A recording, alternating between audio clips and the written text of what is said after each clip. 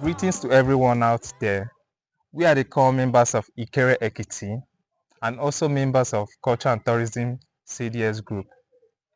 We all know that it's not everyone watching right now that knows about the rich heritage of custom and traditions that has passed down through generations of Ikere-Ekiti. So today we are going to be having an interactive section with Kabiesi, the Ogoga of Ikere-Ekiti, to explore and also to learn about the tradition and the customs of Ikere-Ekiti. Are you ready? Yes, we are ready. Let's go! Ìrònú ìkòkò ní ó pajá. Bẹ́ẹ̀ni kálukú yín forí ẹ̀ níta. Ìrònú ìkòkò ní ó pajá. Bẹ́ẹ̀ni kálukú yín forí ẹ̀ níta o. Ìgbéraga lóhun tó lọ́wọ́ tó lóhun fẹ́. Fọlọ́hun lálejò pálọ̀ ìwò ni ó fi sí.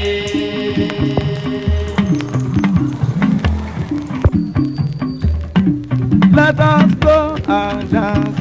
Ẹjọ́ dìde kájọ mújó, mú sí àdédé bọ̀ ọlọ́mọge. Ẹ jẹ́ kájọ fi àgbàdo mọ́ra. Olúwa máa máa jayé oúnjẹ wá. Jayé jayé ẹ̀gún bàtà. Ẹ̀nà ló ká jọjọ́. Jayé jayé ẹ̀gún bàtà. Ẹ̀nà ló ká jọjọ́. Kíìsì mi. Bèbí mi fẹ́nu kùn mí lẹ́nu. Kíìsì mi. Bèbí mi fẹ́nu kùn mí lẹ́nu. Before we sleep o. Fọwọ́ kó mi lórí ọmú. Before we sleep o.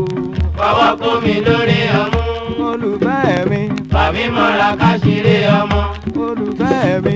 Fàmí mọ́ra káṣírí ọmọ. What we are here for is for a documentary to know and get enlightened about the culture and heritage of Ikere-Ekiti. And we are all seated here as members and representatives of Culture and Tourism CDS Group. So starting with me, I am Wonder Destiny Uchechinemi. And I want to see. Would always love her husband. Maybe I will marry you. I'm Micah Akwanyelati. So, on behalf of who are you doing the documentary? We are here on behalf of Culture and Tourism CDS Group. We are going to be asking a few questions about the culture and the tradition of Ikere-Ekiti. There are three principal quarters in Ikere, three principal quarters that I will call the aborigines of Ikere, Okikere,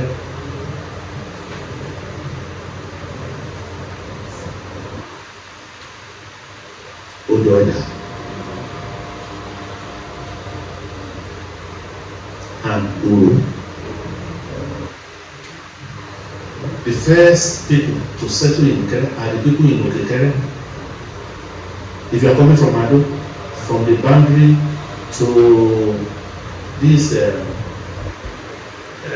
convoy, you know there's a petrol station.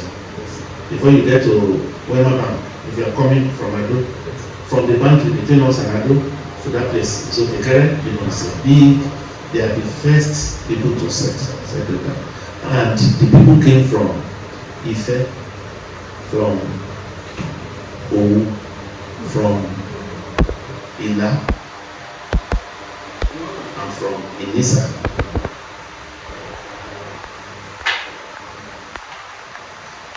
So when they came, also when they were trying to clear the area, they killed a lot of grass water, which is called Etu in Yoruba in our language.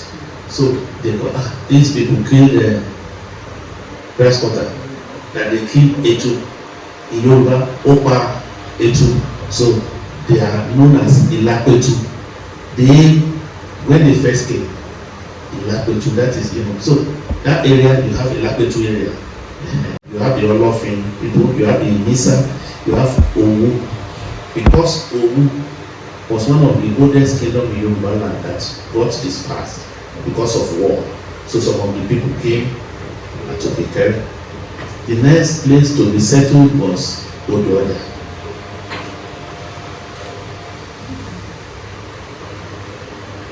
That the first person,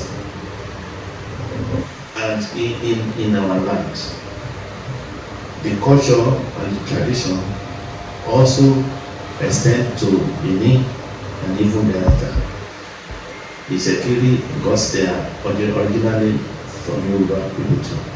So when people want to settle down, they will consult the oracle. Is this place going to be safe?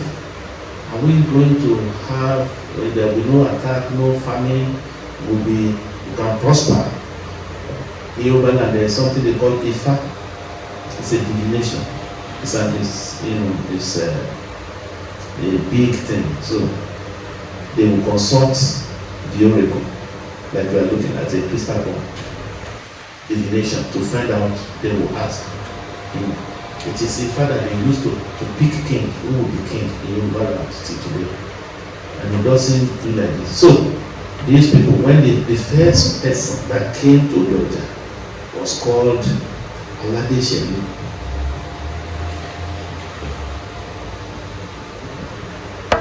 Aladeshelu. And history or legend has that he probably came from Uselu. Uselu is very close to Benin. So when he came, again, they were trying to clear where they would have a hut. After they have divined to consulted the oracle said, this place is going to be big, it will be peaceful, it will become large, prosperous. And the oracle told that man that, okay, the person that will be king here, that is the one with the royal blood that will become king in Ikere. So, as they were clearing the bush to make huts, they killed a lot of squirrel. I told you the people in Ikere killed grasscutter, or antelope. So it was antelope that they killed in Ikere. That's why they call that the Lakwetu. The people, that's a group there. It's one of the first set, because people came in dogs before they marched. So the man in Odoja, do you know where the post office is? Yes, at that roundabout. That's called Ereja. That is where the man first came. You will see opposite post office, Aladeshelu house. When there is a house there, they call Aladeshelu. That's the family. So when they were clearing to make huts, they kill a lot of squirrel. You know, squirrel is like rat, not rat, but you know squirrel. Yes. That they fly from the trees, and they killed many. And the man said, this is the land of squirrel. Squirrel in Yoruba is Okere. So the land of Okere, that is how Ikere got its name.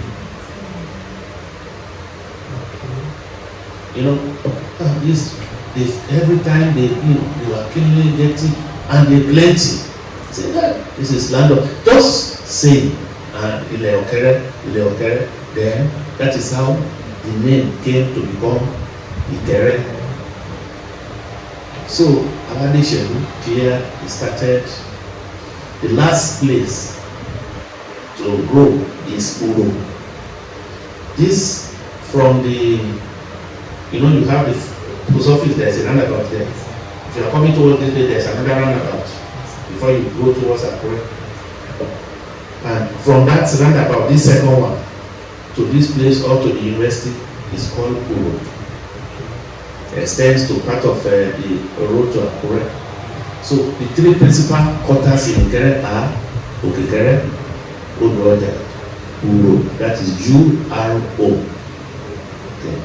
Now, as they were growing, people, when all kinds of people, we also they can hear stories that this place is growing, maybe for trade, for anything, they come and the place starts to grow. Now, as they were growing, they recognized Aladi Shedo as, elderly. The people, they were not linked directly before. People in Ikere, in fact, that bush day before the train came, they will meet. That's what's going to happen. They will now consult Oreko for next year. In those days, there were a lot of wars in Yoruba land. Inter-tribal war, internecine war, that people were fighting. And the time people were catching slaves, sending people and all that things. So they will have to cooperate together to protect themselves. That time they had two very powerful herbalists. One was called Ijabofi.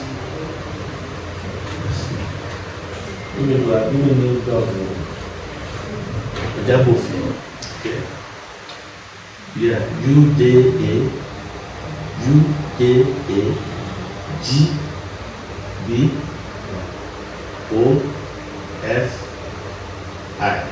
Ijabofi. Alright.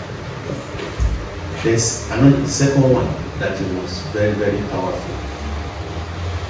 It's called Shishingorishin, Ojo Shishingorishin. But it has an alias, Oloshu, because the man, he had 3 months of hair. He has hair like Samson, but now it patterned into 3 months. I think you tie your this thing at the back, but it tie his own 1, 2, 3 heaps of hair. I got 3 months of hair on his head. Legend had it that if he wanted to bath, he would just throw his clothes to the sky and command it to be there until he finished.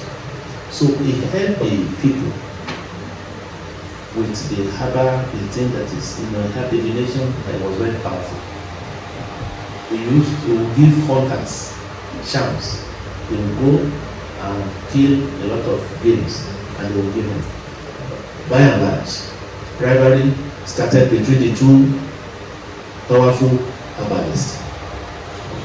Ijabofi was planning how to, eliminate Oloshu, Oloshu. Every year they will meet. What do we need to do to see that we continue to have security, safety, peace? They will check. So that year, they said they had to do a sacrifice, and they will need a human being. See, in those days, in Yoruba land, there are a lot of things that were being done, like the sacrifice, human sacrifice, slavery, and all those things.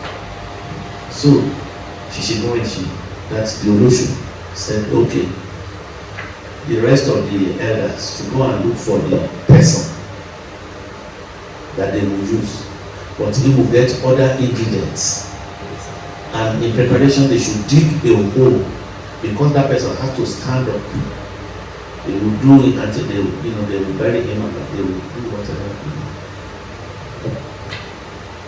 So they did they dug the pit unknown to him. That other herbalist has questioned, he said, this man that is so powerful, what if he turned against you? This is a man that was helping them, that the place was not attacked. That this guy, they needed to get rid of him. And now would they get him? So they now decided, they plotted to use him. So on the day they wanted to do this thing, because it was that, I read that one day.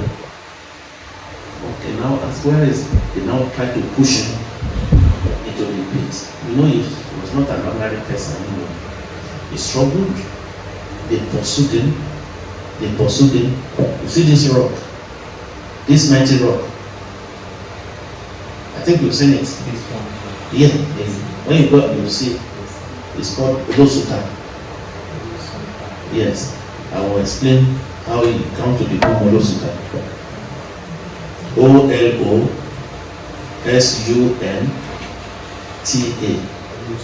Olosuta. Now, this man, this Olosuneta, ran to pursue him. They pursued him to that rock. And because these people, if he escaped, he will finish them. And the man, the first person, the nearest person to him, he hit that person on the head, and his testicle just come out, fell. So he was able, he ran up to the rock, and there was a hole. He entered the rock, this rock, and the people became afraid. This guy. Then they went to gather palm fronds. Palm front of palm trees. Dried one. They punched them, a couple of them. They lit it to smoke him out. So they put the fire, they smoked. Instead, water was coming out. And they heard his voice. And they became jittery. And they ran away. Immediately, rain ceased. There was epidemic, smallpox, all kind of diseases. People were dying. And then when they got scared, they went back to the oracle. What can we do? This blah blah. The oracle said, you people are bad. You have repaid your benefactor with evil. The person that has been helping you is the one that you drove that you wanted to kill. What can we do? Then we got the oracle. Of course, there is always something to appease. Before that time, a man came to Ikere from Ife. He claimed that he was coming from Ife. He had 2 or 3 people with him. He came to Ikere. He came from Ife. So he came to Ikere. You know Ikere? Do you know Ikere? Do you know it's a road? I know it's a road. It's a road. All that place, that's Ikere. So the man came into Ikere. He was looking for a place to stay. People rejected because he had leprosy. There is a family, part of the first settlers in Ikere called Olowu. Owu now, there is the Owu eventually, I told you it's an old kingdom that because of war, eventually the real Owu, they found their way to Abeokuta. That's where Obasanjo Owu in Abeokuta. But some of their splinter group that one of their people, they were like Olowu family. It is the Olowu family that took him in with his leprosy. And our people are very hospitable, they like, but they could not live with them. They have to put him by the bush. So, what he does is, what they do is, if, your family or the normal people will live here, but there will be they will take a distance, and that man will be in the bush. So, as more people were building houses, they said they cannot live with this man now, so that he will not infect their children and blah blah. So now they reported to the elders in Ikere. The elders now took him to a family. That family is called Inisa, Olotin family. Olotin. That is on the left hand if you are going before you get to St. Peter's Church, that's a big church. Olotin family. Because behind them, they have another set of rocks. Yes. And there is bush. Ikere was not like this before. It's not that it's this big. And there were bushes, very close even to before people expanded. So they went to a lot of places. So, you have bush at the back of it.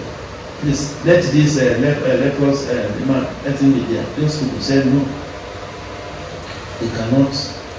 The people refuse. They now took him to another family. There is a petrol station called Enyo. Right. They took that Enyo. There is a family called Odopetu. They now went to Odopetu because there is bush at the back of their place. You have to, this man is a stranger with blah blah blah. The bush, they are accommodated him in the bush. And people were coming, because there was no such disease in Ikere then. People were even kids. To look. So they go,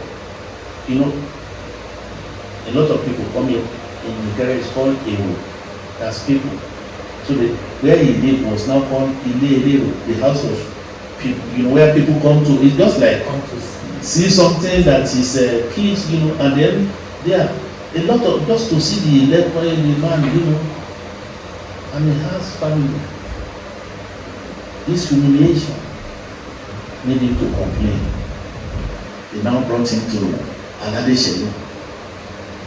I told you Alade Shelu at the post office, the first man in Odoja. Alade Shelu now accepted because and other name too. He now put him in a place called Ido-Arosi. Arosi is a mystic river, it's part of the tributary, I think, of Randi Oshun or West. It's a bit from, if you face Ado Road, and your post office is on your right hand, right? There's a road called Moshud Road. Yes, Moshud. Along that Moshud Road, if you take about let's say about 1 kilometer or less, on the right there is that Arosi, and the place was down. That was where Alade Shelu sent him. Alade Shelu kept him far away at Arosi place. That Arosi place is very swampy. Then the man complained of the cold environment. Then Alade Shelu brought him nearer again to a place called Ugoagbe. That is place now known Odole. I will tell you the. So Alade Shelu now called the Oloshu, the powerful herbalist, that he should help him to treat the man with leprosy. His name is Olode. The one I said who claimed that he came from Ife, but he came from Ise to enter Ikere, and he entered Ikere. He stayed in Ikere, in Olowu's quarter, Olowu's compound. I told you there is push behind those people. A lot of people say they could not take him. They now took him to Odopetu. That's the Enyo petrol station. Behind there is bush there. That is where they kept him. So group of people call it Ero in Ikere, Ero. So that's how they call the place Ero, because people they come to look at him. Then kids will be playing. They will try wrestling and just to fun. It was that humiliation that made him to complain, and they took him to Alade Shelu, the first man in Odoja. Can you remember? Okay, Alade Shelu now invited the Oloshu, the Shishikori Oloshu method, to help him to treat him because he was very powerful. Actually, he treated him.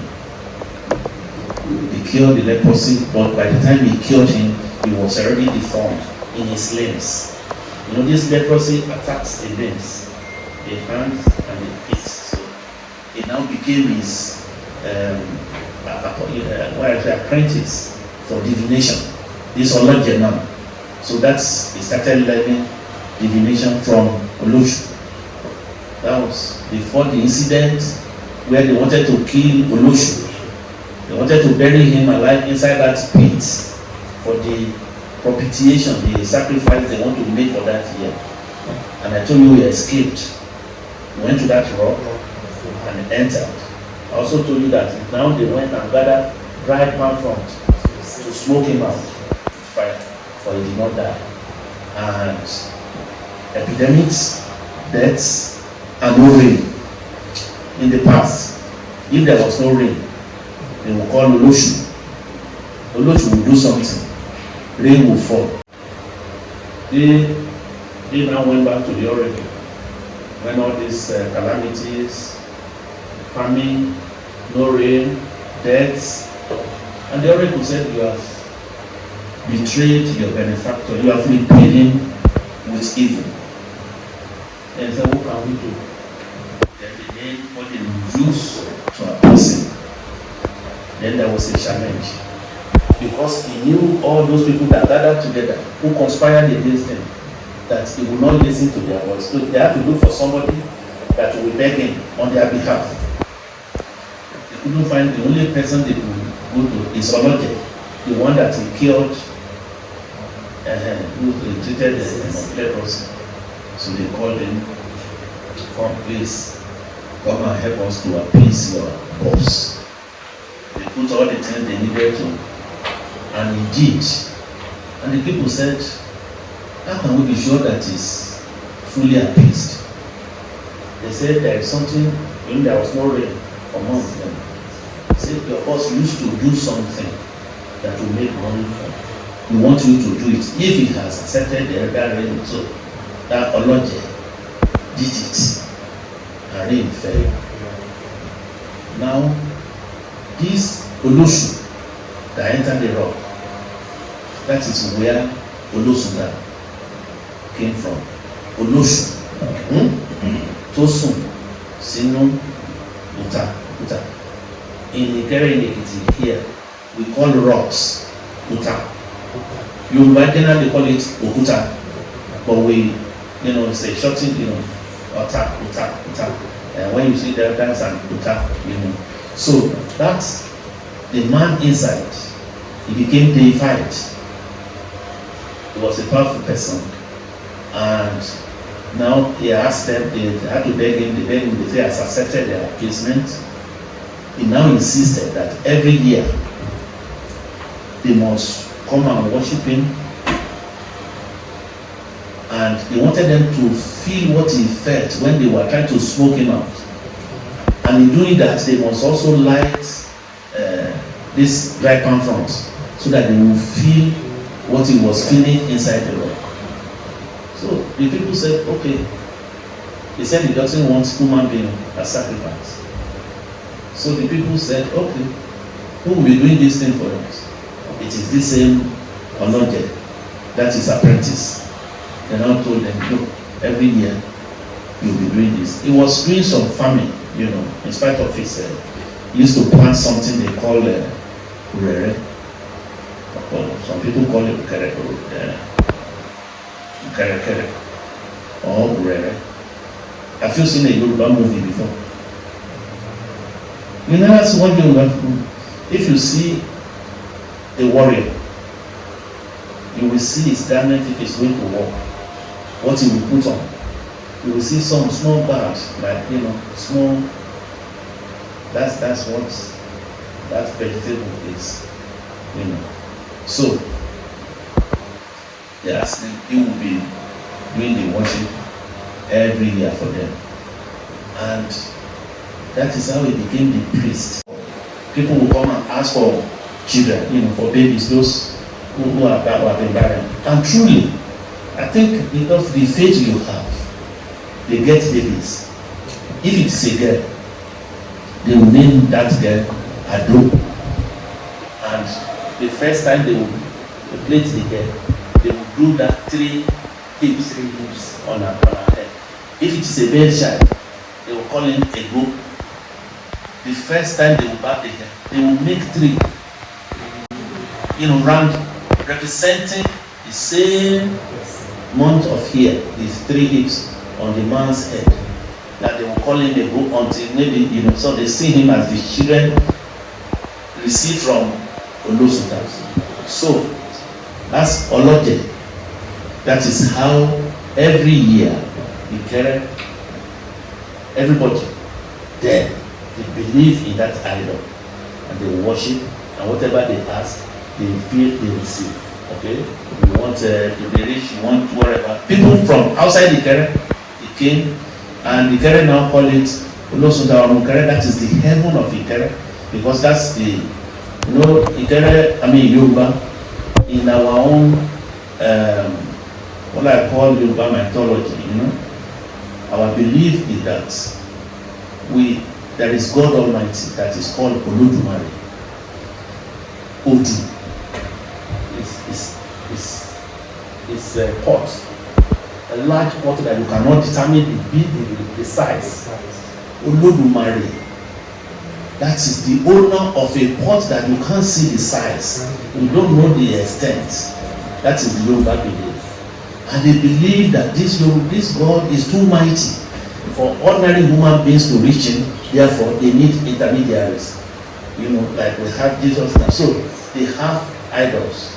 They believe some like this, like Ogun, like you know. So that is how all those things came. So Ikere, that was the God there until Christianity and other religions came in, start coming in, and you know, people were again that priest.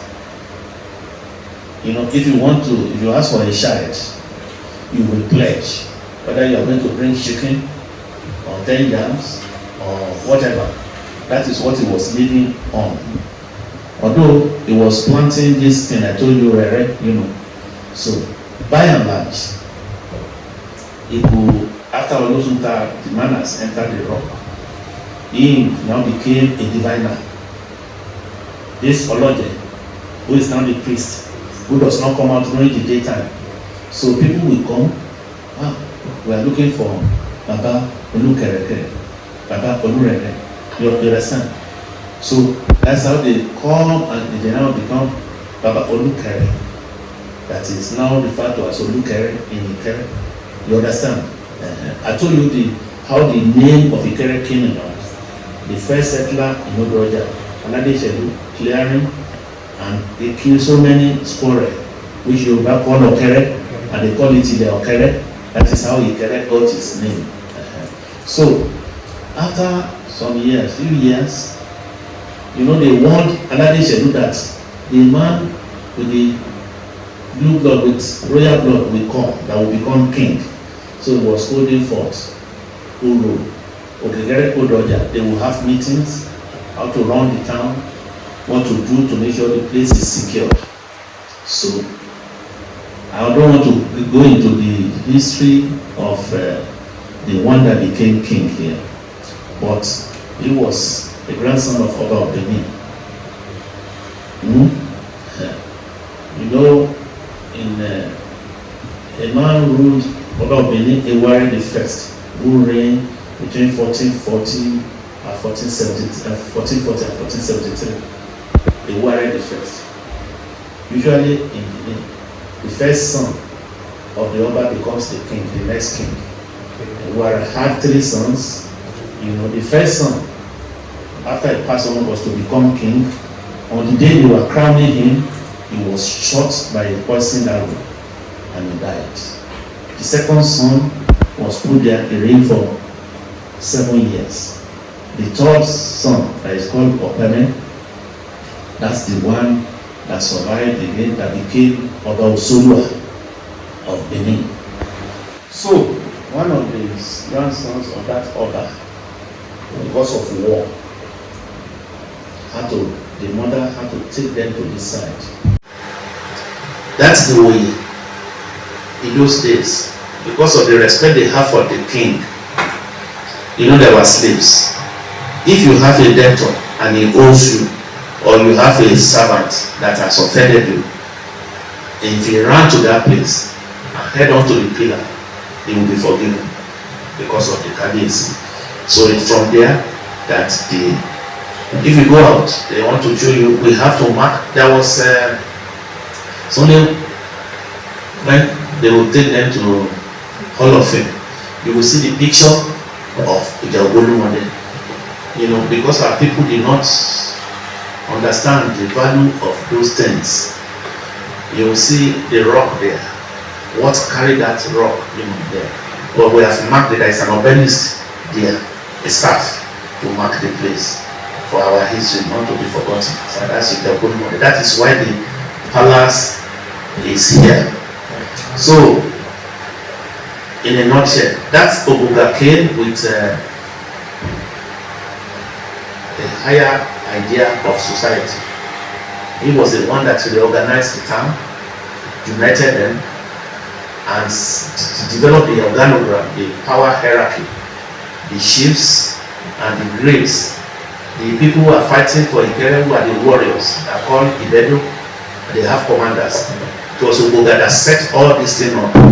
And you know, when Benin was attacking this side, this area, they should not have attacked Akure, but because a chief of Benin was killed in Akure, you know, that was why they and you have a lot of Benin people in Akure, you know, they are now Benin now, but originally also in Ikere, there are a lot of so Ogoga, which is knowledge, because he came from a kingdom that was in a war expedition all the time, conquering and amassing territory. So he was able to reorganize Ikere such that no town could conquer this. Instead, people now, because if they had wanted an empire, there are a lot of towns that Ikere prince should have been their head, but they were just catching slaves, and you know, so that's why here in Ikere you must have heard there is Afao here, right? There is Are here, there is Abado here, there is Ido-Omoba, we to call it Ido-Omoba here. They all came for refuge, you know, they came, yes, to be saved. And it was even from my own great grandfather, Abdelala the First, that's around 1815, that those ones came here to settle them. So that's in a nutshell the history of Ikere. It is from the language that you know about Olodumare, that you know about other gods, that the one that you need to worship. So it is from there all our festivals, because now that has become an annual event. This Olosuta, I told you, if I think around July something, you will see people with that thing when they are doing the festival. Again, you have some people have rivers. Initially, Arosi that I told you is a mystic river. The only time in the past when an Oba is installed, all the herbalists will follow him there, do some things, and that's actually where he will pronounce the name, the title, what he wants it to be called, you know. So a lot of these things are going away because of Christianity and modernizing, and you know, culture and tradition is never static. It's dynamic because the world is one village now together, so they know everything. They what you are. If I live in Igbo land, I will acquire some things that are not. So really, that's it. When we have a lot of festival, we have the Ogoye. Ogoye, that thing is also done in Ife. It's done in Greece. You know, the reason for Ogoye. What we do now, we have Odumba. It lasts for about 1 month. Yes, but it's not every day. And the dates are determined by the oracle. You know, they find out which date, you know, blah blah.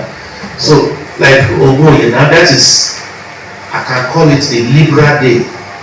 You know, we are trained and they're bringing people up. You don't talk about sex. It's discipline, because if your child start having that mentality, you can never do well.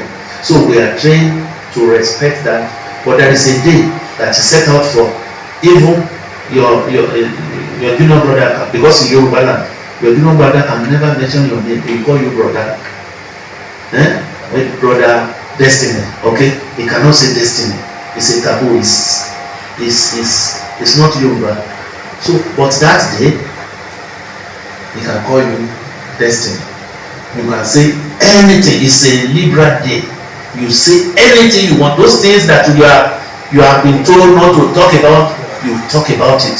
But it's about 2 days. The second day, it ended. If you have caused somebody, that's where you go that, all the causes, all the bad things I've said is neutralized. We have 2 rocks. Again, there's one that is very close to St. Peter's Church, Ugele. There's one in Uro here.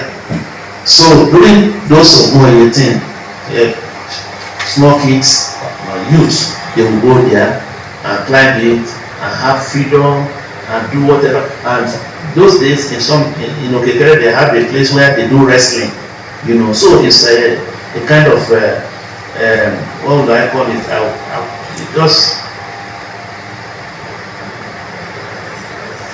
I'm trying to find a way what to use, because people go to park and so this fanfare thing, so that's a day of freedom for you. Even the other, they will call Adijini, there's nothing I can do, so I talk to anybody for that 2 days. After that 2 days, until next year. So they give, it's a way of giving freedom. If kids who feel they are caged, they are not to talk about, they are free that those 2 days. So we have that. Then we have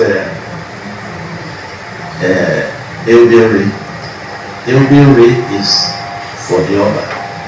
That is when to harvest the yam for the Oba. I told you the warriors, the soldiers are called Ibedu. This Urokota, the Ibedu in Urokota, we have to go to the farm in the night of Eudere to go and get yam for the king. Before in Ikere here, before you can bring new yam into the town, only after the Oba has tasted the yam, has eaten yam. If you are bringing it, you must cover it. People must not see it. You must not expose it until the Oba has eaten yam. And before the Oba will eat yam, some people will have to eat that yam. And the essence is, yam, when it came to Yoruba land, people did not know whether this is poison or it's not poison. Some people are called Amudoku, they will have to eat the yam. We have all kinds of genre. There's what we call bata. That's the one they do for Kabiyesi during the festival. Bata drums, You have gong-gong. Gong-gong is the talking drum. Actually, from onset, from the beginning, in the olden days, it's used to send a message. It is used to wake the Oba. And they can tell the Oba certain things by just beating that gong-gong.